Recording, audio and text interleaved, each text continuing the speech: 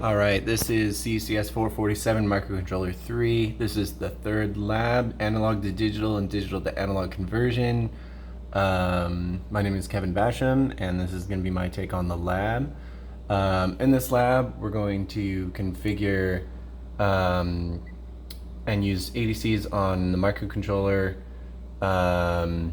Just giving some instructions here. You need a launch pad, 10K potentiometer, headphone jack, which I opted to use a speaker so that it would be easier to display the sounds in the video demo, but you could substitute it with the headphone jack, which is around here somewhere. And then I also did a very different implementation of the resistors here. Instead of using binary weighted, I did R to R, which is similar, but I'll go ahead and explain how I did it and what I did further along. This is just introduction on how to use the potentiometer, using it as a voltage divider, and then divided voltage would go out to the input pin, depending on where the rotation is on that nut. And then going down, this is the binary weight, but again I use the R2R, which is a little different, and then headphone interface, but again using a speaker for output of demo purposes. And then these are the hertz frequencies that I use to calculate the output of the sounds. I did the hand calculations, but I also used pretty nifty converter here, which down here shows how it sort of works here. You have the different frequencies and the periods in microseconds using the formulas. Period, 1 cycle, frequency, T equals 1 over F. Gave me a pretty easy calculation. So this is Do, which is C, 262 hertz.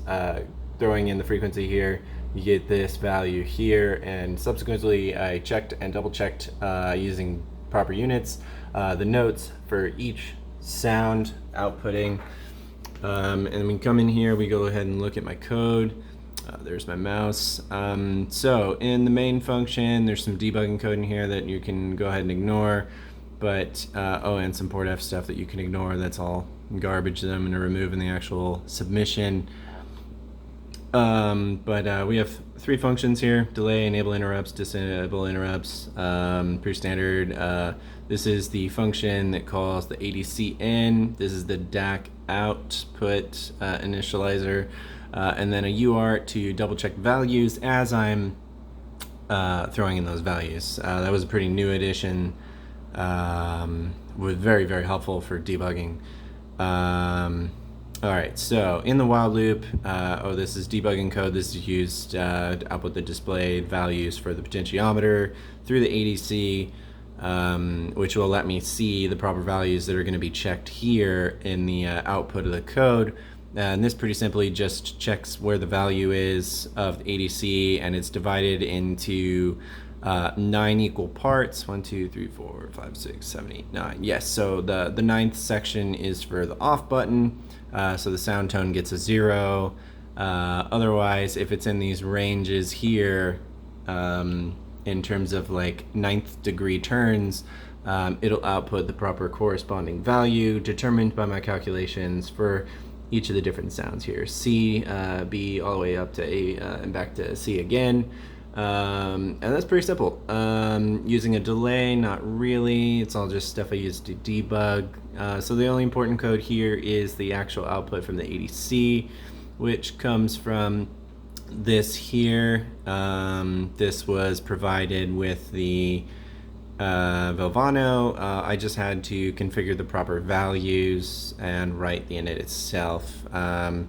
So basically here, everything's commented out, activating the clock for port E, and then there's the delay, and then PE2 is the input, enabling alternate function on PE2, and now allows it to do what I'm doing, which is taking in an input, and then enabling digital I/O, enable analog function, which I'm basically setting this up here to function with the analog digital conversion sequence 3.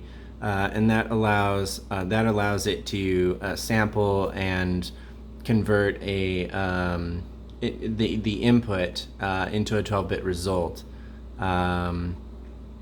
And let's see, so digital analog converter, this is another big portion of the project here. Go ahead and move over because it's okay, yeah. So this is the 4-bit DAC. This is port B, AMSL, port control, direction, alternate function, then basically allowing me to set up ports P through 0 or B3 through 0 as my output DAC. And then here is where the data is actually assigned for DAC out, which goes to the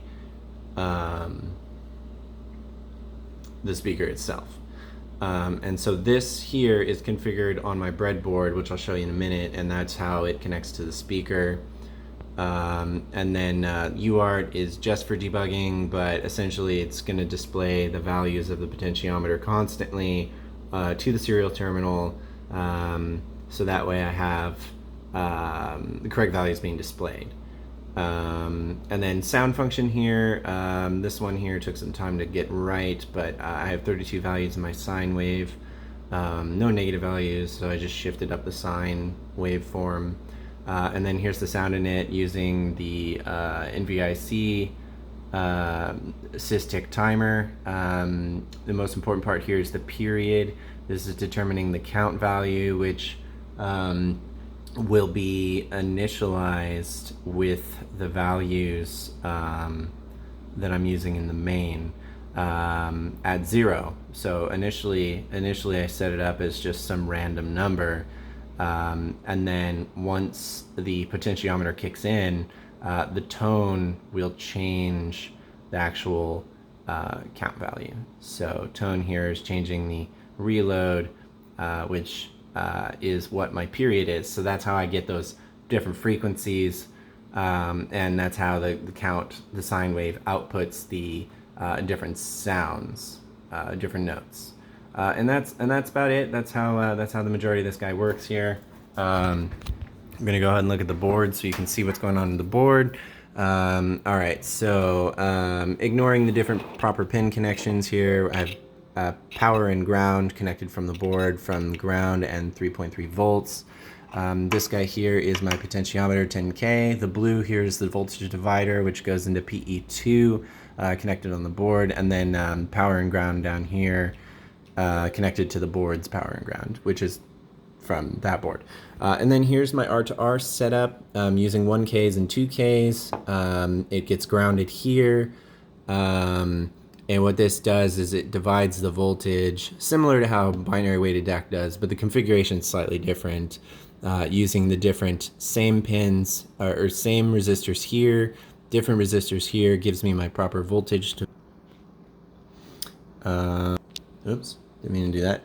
And then here is a pretty simple configuration using a capacitor and the LN382, I believe, is this number. Just a simple amplifier. So that be because this speaker over here has no built-in amplification, we can actually get that sound we need out to the speaker. And that's basically it here. That's pretty simple configuration. Potentiometer. Oh. So didn't mean to do that yet. Potentiometer is turned off. That's important. And then, so you should be able to hear the sounds coming out of the speaker as I turn this slide potentiometer. So when we look at the output in PuTTY, this should show you the current values that's coming out. So as I turn the potentiometer here, the values change with it. So as I increase it, it goes into that first range down there at the bottom, which is Do. So we're actually going in reverse order here, but so we're starting at the high note, and then as we ramp it up again, we get into T, La, So, I believe, So. No, this is La. Oy. This one is 23. This is Fa. And this one is above 31. So this one is Re. And this one is Do. So we have all the notes here. 1, 2, 3, 4, 5, 6, 7, and 8. This is the last guy. All right, and so that's the demonstration of the project functioning. Different notes as I turn this here creates different sounds. Some of them sound nice, some of them sound a little ugly, but I think a lot of that's due to the amplifier. There's a lot of noise in here. It's a very simple amplifier, nothing fancy, nothing to cut out all that extra noise and different information that's being passed from the board through the bass into the speaker.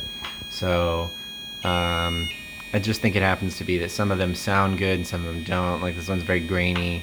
But that's definitely something that can be used to improve upon the current setup. And that's my project 3, or lab 3. And thanks so very much for watching, and I hope you enjoyed the code.